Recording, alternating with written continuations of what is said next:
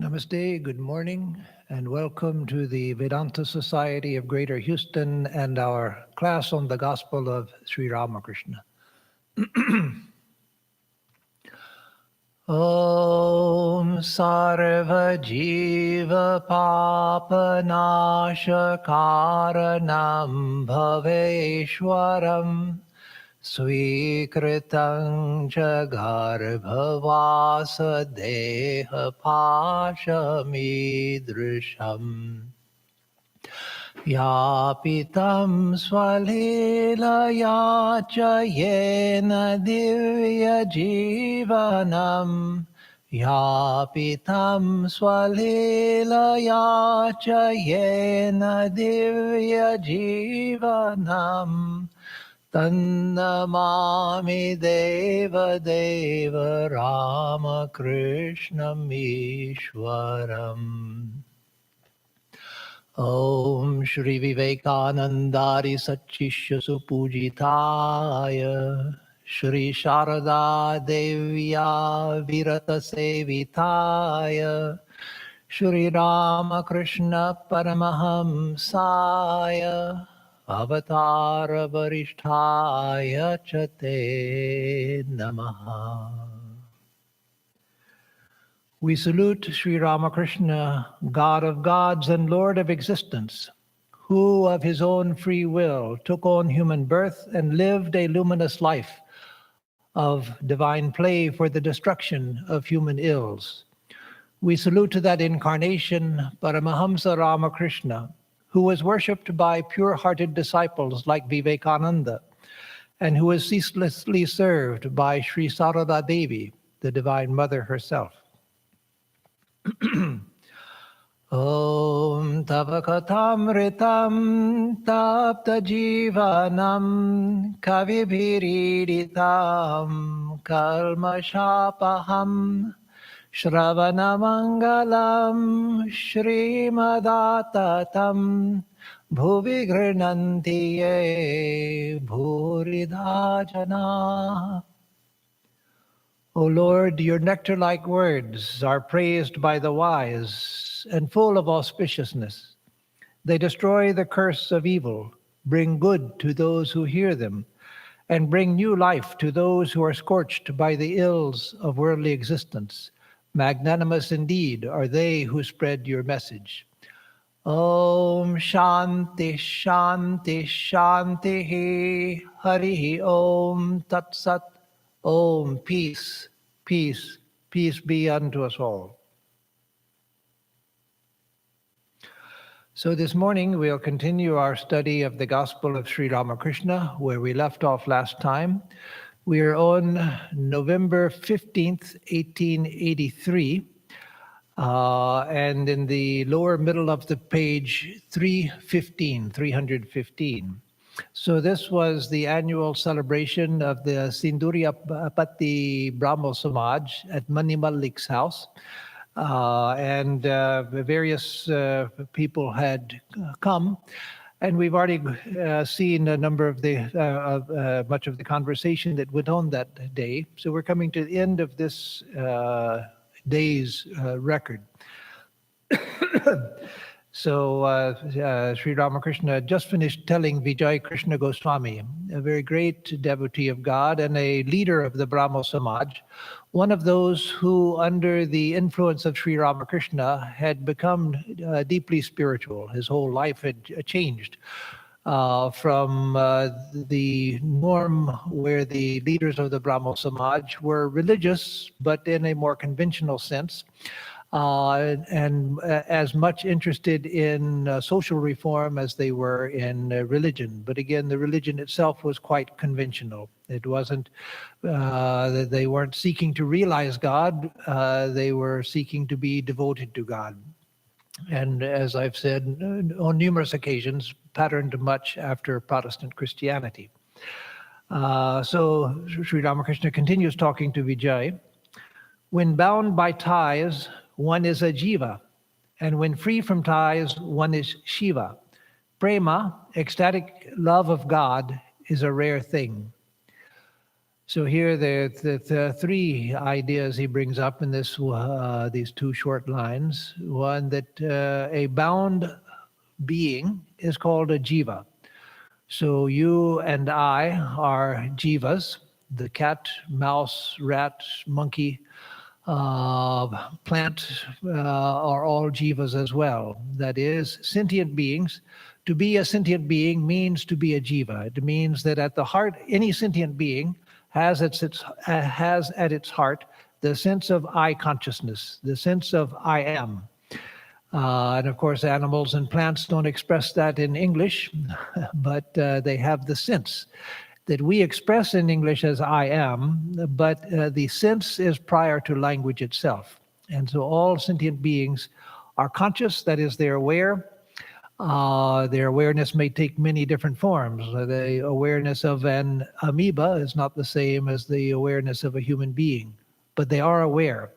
And so at the center of every sentient being, there is consciousness of self-existence, I am, and identity with a particular body. I am an amoeba, I am a cat, I am a dog, I am a human being, I am a man, I am a woman, etc. But the consciousness of I am is common to all, and that is the essence of being a jiva. So Sri Ramakrishna says that when bound by ties, one is a jiva. So bound by ties means what? Bound by ties meaning ties of attachment, ties of emotional reaction, but primarily ties to an identity. I think that I am a particular person. I am John or Jane. I was born in such and such a place on such and such a date. I look like this. The image I have when I look at myself in the mirror. It's very strange that we never see our own faces. We see only an image of our faces. We have no sense of what we look like until we look into a mirror. But I have the identity of being this thing, the face which is so important in recognizing another person.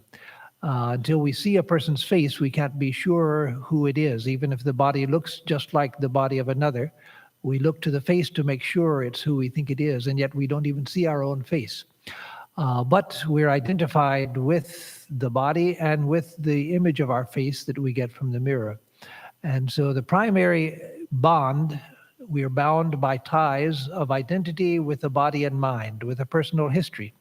And then from that, these are my people, those are not my people, this is my country, that's not my country, this is my language, that's not my language, etc. So, and then I like these people, I hate those people, even within my own family. I like this person, but I hate that person. I wish he wouldn't come to Thanksgiving dinner. Etc. So we have all of these bonds, ties. So that is what makes a jiva. And when free from ties, one is Shiva. So if we can dissociate ourselves from all of that, either through the path of knowledge that I am Shiva, Shivoham, Shivoham, Shivoham, I am Shiva, Aham Brahmasmi, I am Brahman, same thing. Through the path of knowledge or through the path of devotion, that I am a child of God. I am a part of God. I'm a wave on the ocean of the Divine Mother's being. So I immerse my identity into the divine being through devotion. Either way, we become free from the ties that bind us, and we realize that we are Shiva. We don't become Shiva. We realize I always was Shiva, but somehow I forgot myself. There's that beautiful story that Swami Vivekananda told in the West from the Puranas. That Vishnu, at one point, to save the earth, he incarnated as a boar, as a pig. And so he did that which he was born to do as a pig. But after he had finished his divine mission, then he got used to being a pig, began to think of himself as a pig, and started just wallowing in the mire. He found a pretty sow and had little piglets and was quite happy living in his mud puddle. And so the gods were very concerned. So the other gods went to Shiva and said, Shiva, this has happened to Vishnu. You have to get us out of this mess. He has to come back as the Lord of creation. So you have to bring him back. And we've tried everything, but he says that he's quite happy where he is. So then Shiva goes down, and with his trident, first he tries to talk to Vishnu, and Vishnu says, no, I'm quite happy here with my piglets and my sow. And then Shiva pierces his pig body, with his trident, and then out comes Vishnu in his divine splendor. So Swamiji said that is the case with us. We are the divine being, and yet we're quite happy living the lives of little pigs wallowing in mire. And so when we give up the ties that bind us, then we realize that I am Shiva. So when bound by ties, one is Jiva. When free from ties, one is Shiva. Prema, ecstatic love of God, is a rare thing. So that's actually, he's introducing a different idea. It's not tied to being a Jiva or Shiva, but he's bringing up the topic of prema. First of all, one acquires bhakti. Sri Ramakrishna continues. First of all, one acquires bhakti. Bhakti is single-minded devotion to God. Like the devotion a wife feels for her husband, it is very difficult to have an unalloyed devotion to God. Through such devotion, one's mind and soul merge in him. So first of all, one acquires bhakti. So he mentions prema, which means the deepest level or the highest level, depending on the image that you prefer, deeper or higher, same thing. It's the highest or the deepest devotion. So he says that first you begin with bhakti, that is with devotion. So when we come to spiritual life, we have the beginnings of devotion. That is, it's more that we want to be devoted than we are devoted. We want to be devoted. We can see the value of spiritual life, and we want to feel devotion. And sometimes we feel a little bit, other times we don't feel anything. And so we go on trying to build that which whatever little it is that we have, we try to build on it. We try to cultivate it. Part of that cultivation is avoiding things that we find take away from our devotion, and doing more of the things that help us feel devotion. So over time, we begin to see that certain things harm our devotion, other things increase our devotion. So we begin to balance our life in a way that we can gradually increase the devotion. But that, of course, for us ordinary people, that's a very slow process. For a long time, we may feel that I'm not growing in devotion at all. I don't feel any change in me. It is changing, but those changes take a long time. They take a long time because anything we do in spiritual life is working against the weight of the unconscious mind, where the memories of countless past lives are stored. The tendencies of countless past lives are stored. And so as we sow the seed of spirituality into the mind, by holy association, by holy reading, by meditation, by japa, by devotional singing or listening to devotional music, etc. In all of those ways, we're sowing the seed of devotion, but for a long, long time, it often seems to us that we're not getting anywhere. That's not true. We are getting somewhere, but it doesn't show for a long time because the seed that we're sowing, it has a lot of work to do in the unconscious mind before the unconscious mind begins to support our life of devotion. So we have to continue with faith and with diligence, with perseverance at that time. That's a stage in spiritual life that the Christian mystics dwelt on especially much. You don't find that so much in the Hindu texts, but in the Christian texts, they make a point of that part of spiritual life because it is so long. It takes so long. For most of us, it's years and years that we pass through that stage where we want spiritual life, but we don't feel very much for it. We have an inkling of feeling, but not much. And so in the Christian tradition, they say that is the testing of our mettle, that God is testing our, testing not in the sense of I want to see if you pass my test, not in that sense, but in the sense as they use this image of a goldsmith fires the ore in a very hot fire until all of the impurities are burnt away. And so that's what's happening at that time in spiritual life. As we go on putting in the spiritual ideas and we don't see any change, what's actually happening is those ideas are going in and they are working. They're working, but they're working against lifetimes of tendencies and habits and memories. And that has to be burnt away before we begin to see changes. Changes, once they can come quickly. But often it takes years before we begin to see that. And so the spiritual aspirant has to have tenacity, has to have perseverance. So that's why I often say that it's a great change in spiritual life when we get to that point where we realize that there's nothing really to go back to. As long as we think that, well, let me try out spiritual life and see, it sounds really good, I'll try it and see how it goes, and if not, I'll take up something else. You'll probably end up taking up something else, because change happens so slowly. But if you come to the point where you realize, not immediately, but after some time, you realize that there's nothing I can go back to. There's really nothing else. And so, to use Sri Ramakrishna's image, like the hereditary farmer who year after year of drought, year after year of flood, year after year of pests and pestilence and plant diseases goes on sowing seeds, because that's what the farmer does. I'm a hereditary farmer, not a gentleman farmer who bought a piece of land just because I thought it'd be fun to be a farmer. Such people, when they go through a little difficulty, they end up selling it. But the hereditary farmer, that's what they do. And so they go on planting their crop in spite of no yield year after year.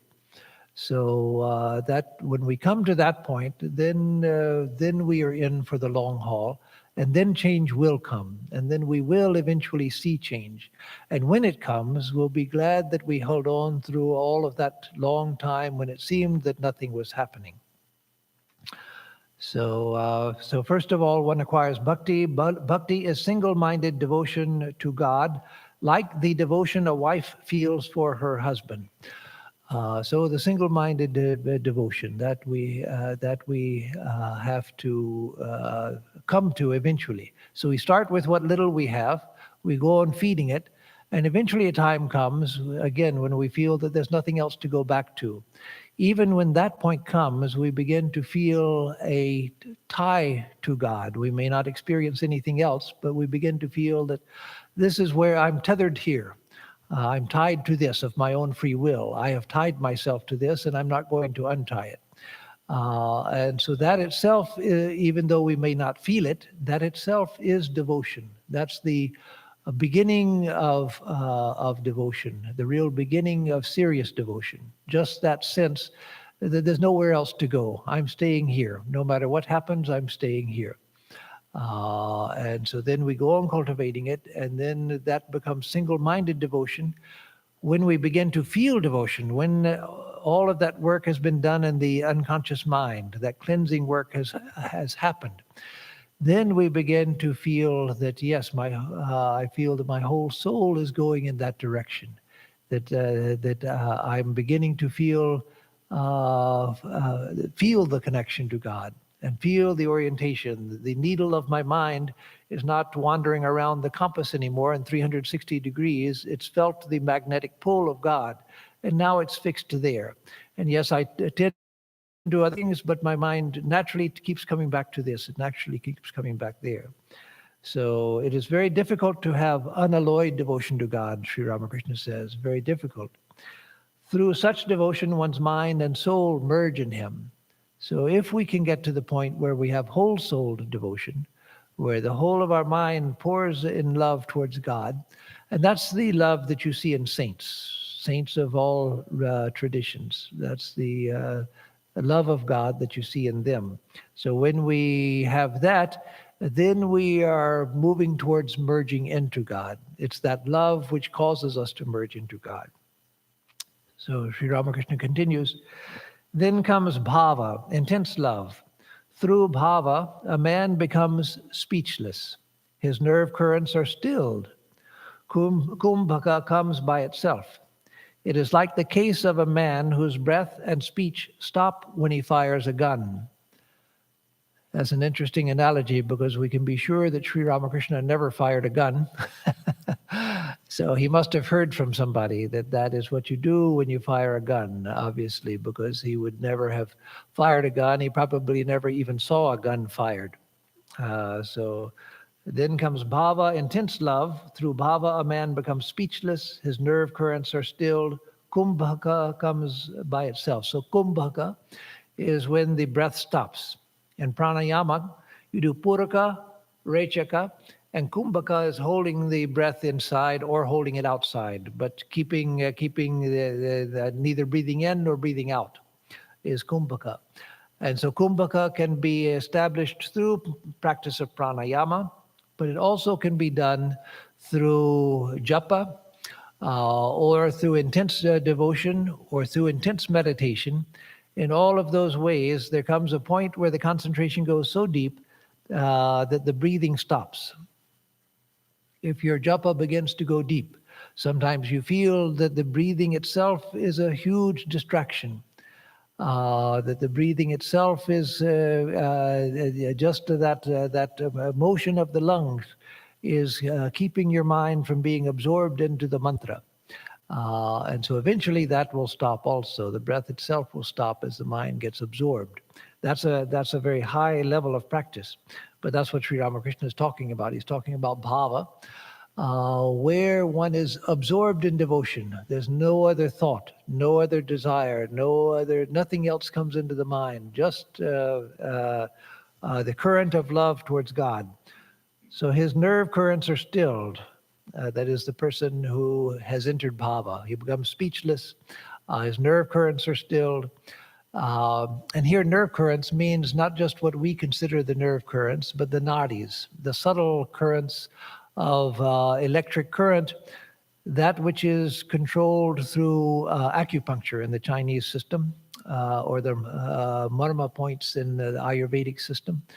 So it's control of those subtle channels of prana, of energy within the body. They become stilled.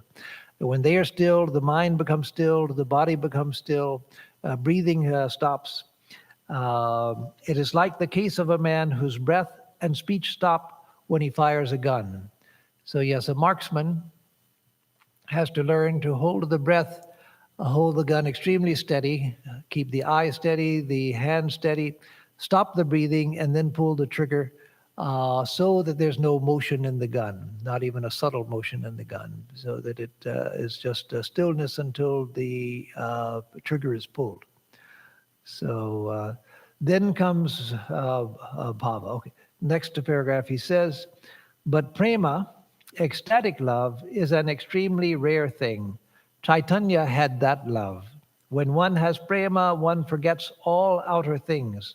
One forgets the world. One even forgets one's own body, which is so dear to a man.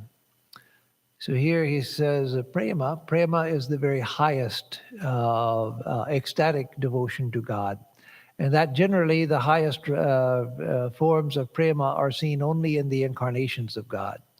Seen in Ramakrishna and Sri Chaitanya. Those are the historic examples we know. But it's interesting that there is an indication of that in the life of Jesus. One of the signs of extreme prema is that one sweats drops of blood. And that is said to have happened to Jesus when he was on the cross, which shows that if that is true, that when he was on the cross, he was in ecstasy. And so that type of extreme love, the ordinary human body, even the purified body of a saint, can't withstand that intensity of love. So that extreme form of prema is only possible, it said, for the incarnations, because not only from their birth are their minds fully focused, and their minds do exactly what they tell the mind to do and nothing else, But their bodies are extraordinarily pure from birth also. The nerves and nervous system is extraordinarily finely tuned and extraordinarily strong. It can withstand all of the intensity of their extraordinary spiritual practices and their day and night ecstasies. An ordinary jiva who attains to liberation, if they attain to a taste of that, then the body can't withstand it. They pass away in ecstasy. We shouldn't feel sorry for them. We should wish that the same could happen to us. So it's not that, oh, it's too bad he shouldn't have tried for so much ecstasy because the poor man passed away.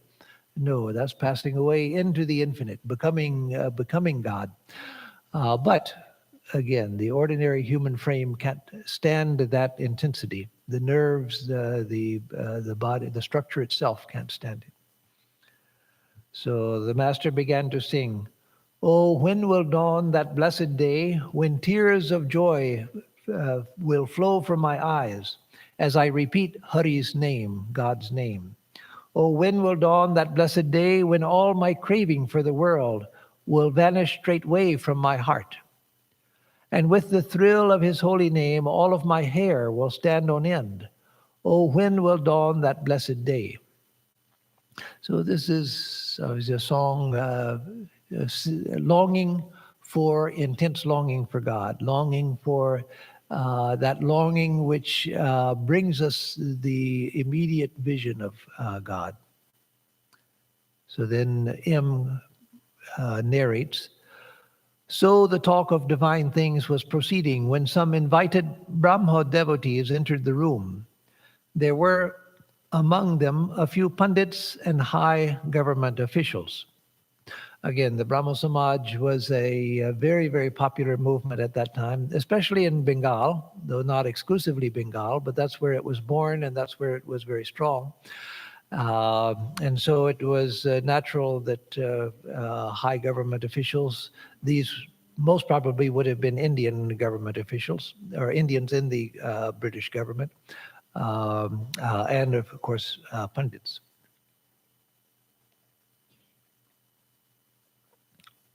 Sri Ramakrishna had said that Bhava stills the nerve currents of the devotee. He continued, "When Arjuna was about to shoot at the target, the eye of a fish, his eyes were fixed on the eye of the fish and on nothing else. He didn't even notice any part of the fish except the eye. In such a state, the breathing stops and one experiences kumbhaka." That is, again, the retention of the breath. The breathing stops. So that's from a well-known story in the Mahabharata, when Arjuna, his brothers and cousin brothers and others were being trained at archery. And so I believe it was Dronacharya that he asked people one by one. There was a fish on top of a very high pole, and a small wooden fish, not a real fish, but a wooden fish on top of a very high pole. And he asked his students one by one to come forward and to aim at the fish. He told them not to release the arrow until he told them to. And so one would come forward, and so the Dronacharya would ask, as he was in position, "Do you have your aim?" "Yes, yes, I have my aim." "Are you ready?" "Yes, I'm ready." "What do you see?" He said, "I see the fish." Then he asked, "What else do you see?"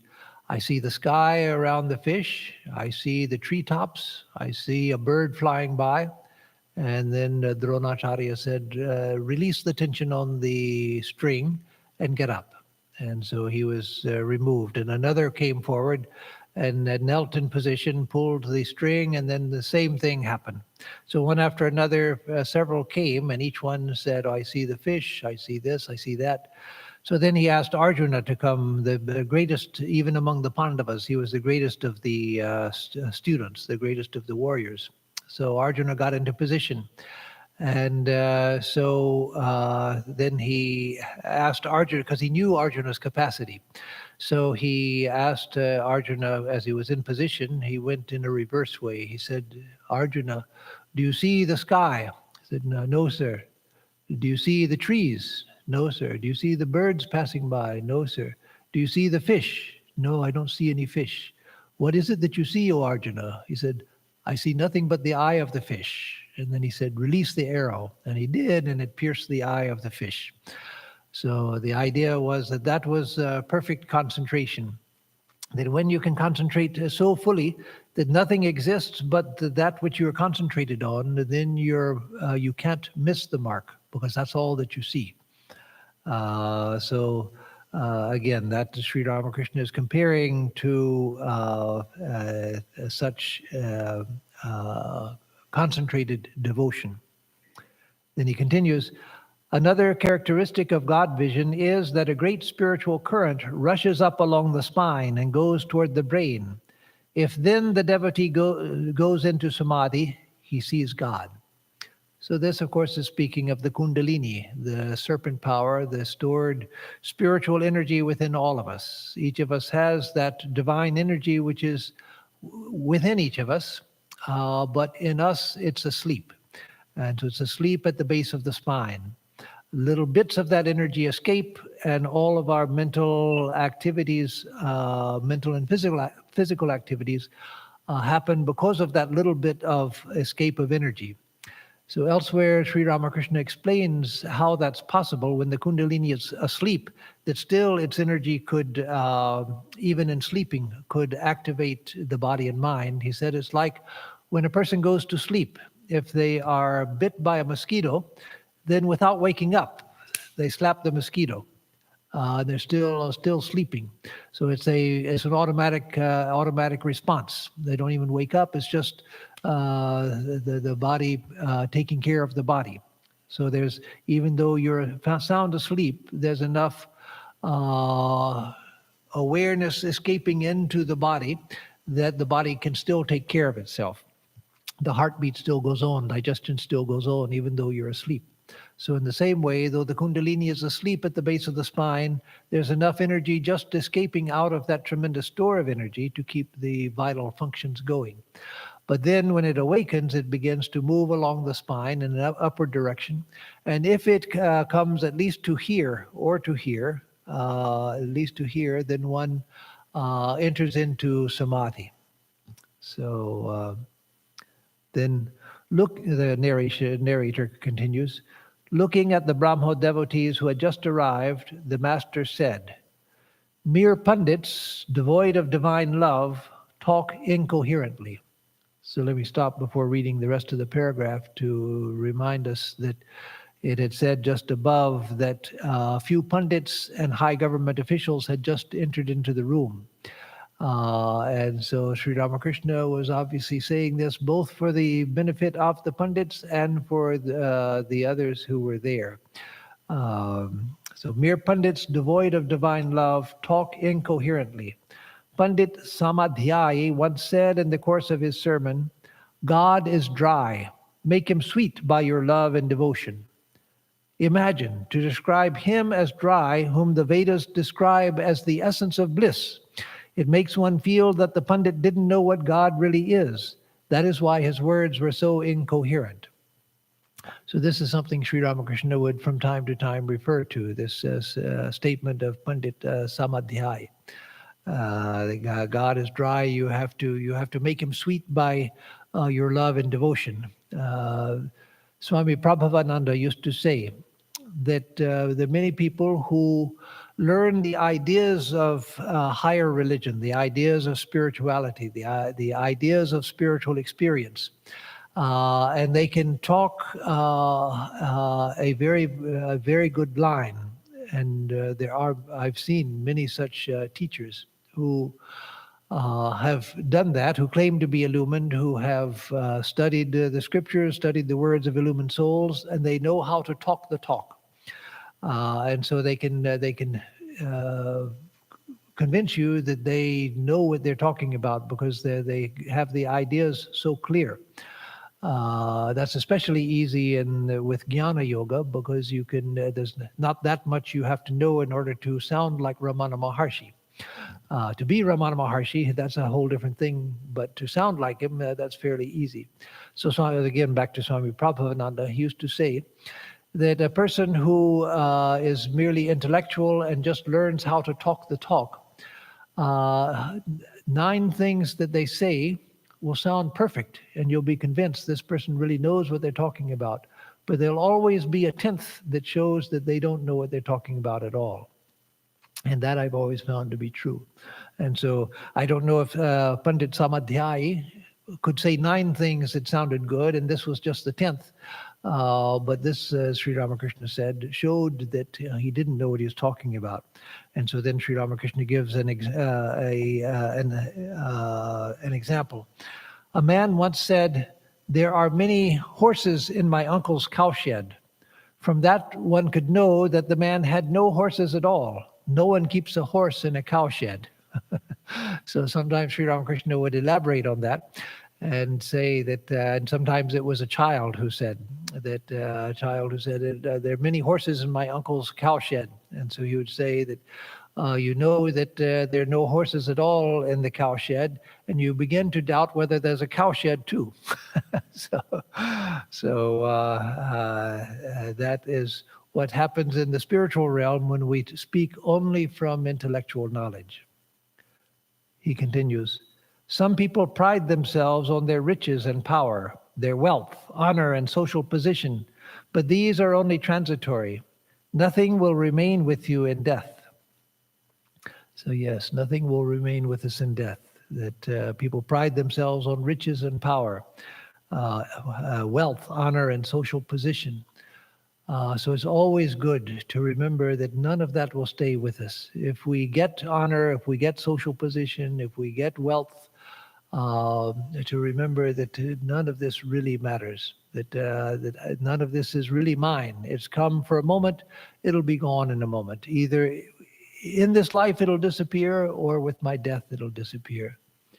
It's always so sad to read about people, famous people. It happens to very famous people, people who in their prime were very famous for one thing or another. It could be from being movie or TV stars, actor stars, or from something else, who in their advanced old age, they're taken advantage of by their, usually by a relative or by someone who they themselves had appointed to help them with their affairs, and they become slaves. And sometimes they're practically starved to death because the person doesn't want to spend even the money to give them decent food.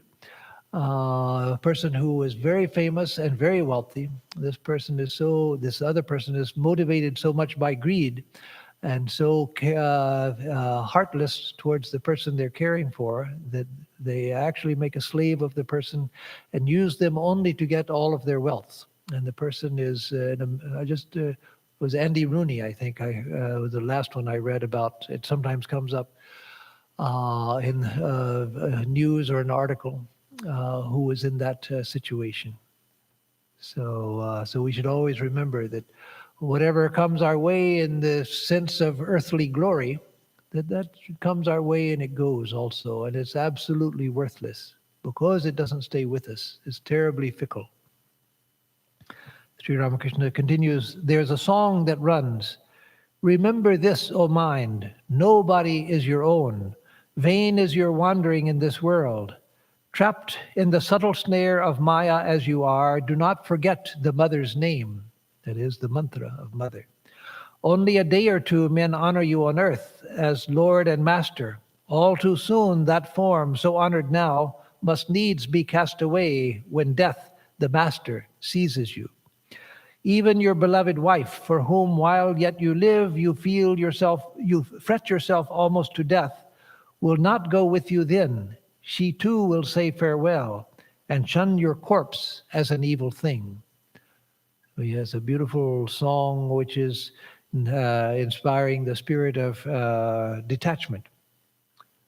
Sri Ramakrishna continues, one must not be proud of one's money. And again, these were high government officials who had just come in, and so so first he was speaking for the benefit of the pundits, putting them in their place, but not in a cruel way. not in a way that was mean-spirited. And now he's doing the same for the high government officials. And others who also were in the audience, because again, Brahmo's Samaj was a very prestigious organization at that time. One must not be proud of one's money. If you say that you are rich, then one can remind you that there are richer men than you, and others richer still, and so on. At dusk, the glowworm comes out and thinks that it lights the world, but its pride is crushed when the stars appear in the sky. The stars feel that they give light to the earth, but when the moon rises, the stars fade in shame. The moon feels that the world smiles at its light, and that it lights the earth. Then the eastern horizon becomes red, and the sun rises, the moon fades, and after a while is no longer seen.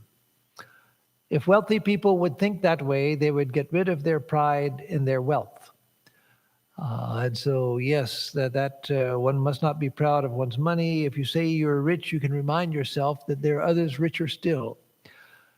So think about people like Bill Gates and Jeff Bezos. One day, Bill Gates is the richest man in the world, and he stays in that position for some years. Another year, suddenly Jeff Bezos sails way past him.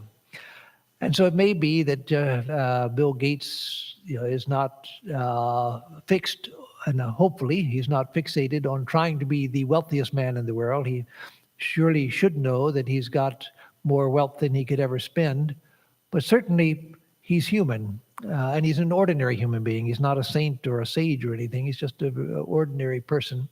So certainly that must hurt when you go from being the richest man in the world to seeing someone else rising above you.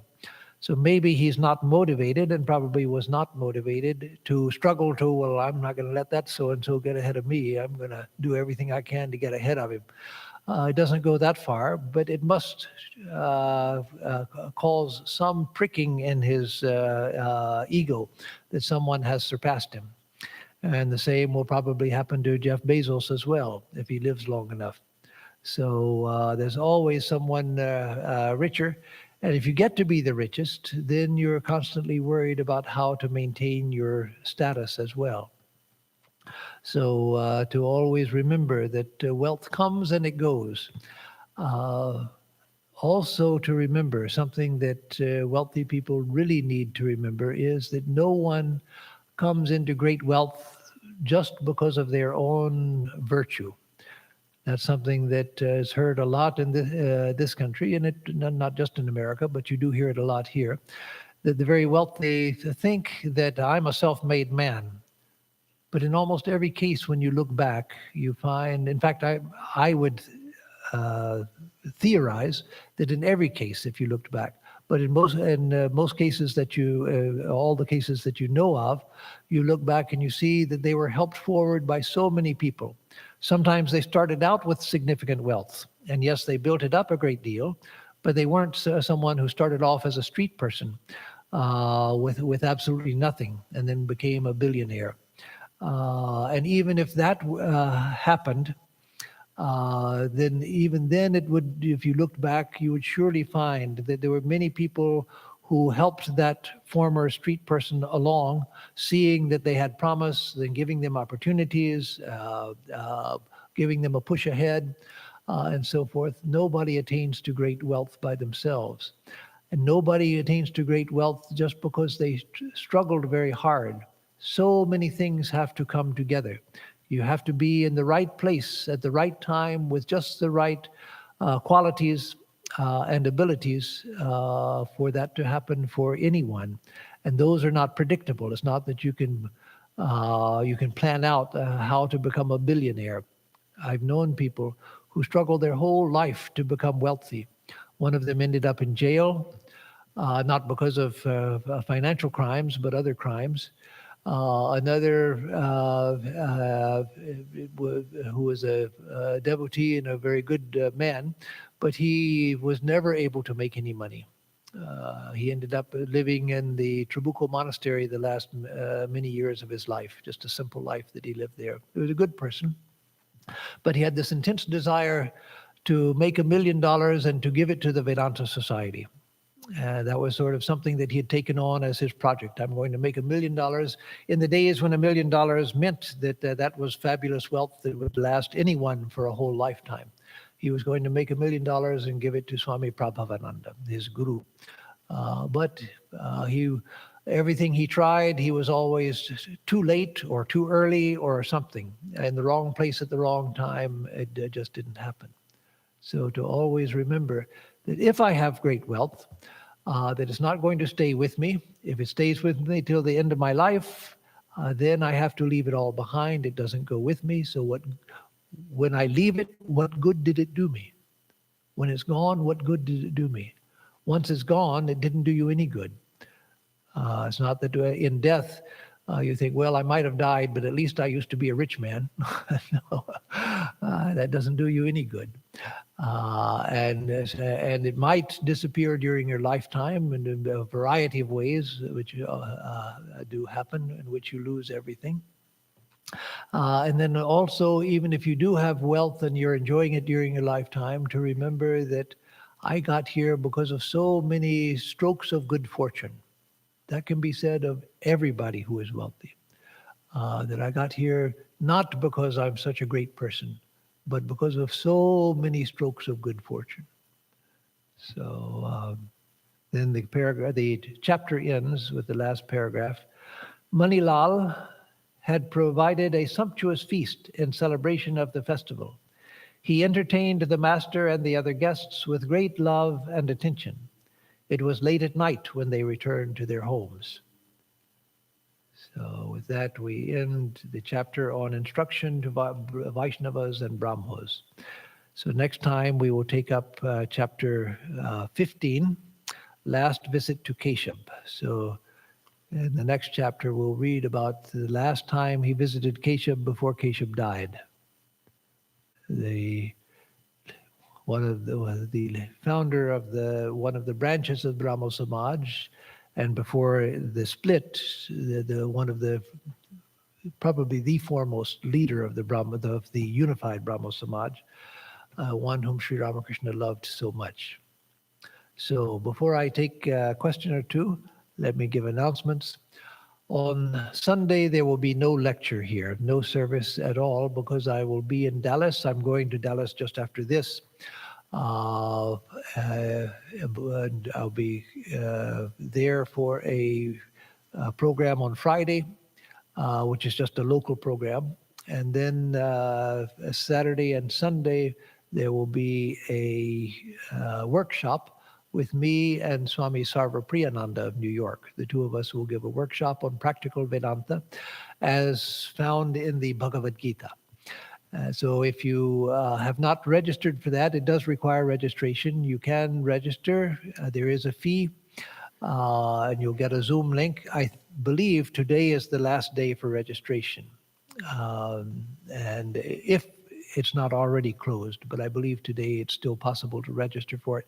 So if there's anyone who has not registered who wishes to register, you can go to the Dallas Center's website, the Vedanta Society of North Texas, and register there. So next week we will continue with the classes and lectures. Tuesday we'll have the class on the Katha Upanishad at 7:30 p.m. And Thursday we will again have this class at 11 a.m. And the following Sunday there will be a talk as usual. So only this Sunday there will be no talk here. So are there any questions? No questions. So I'll give a closing chant.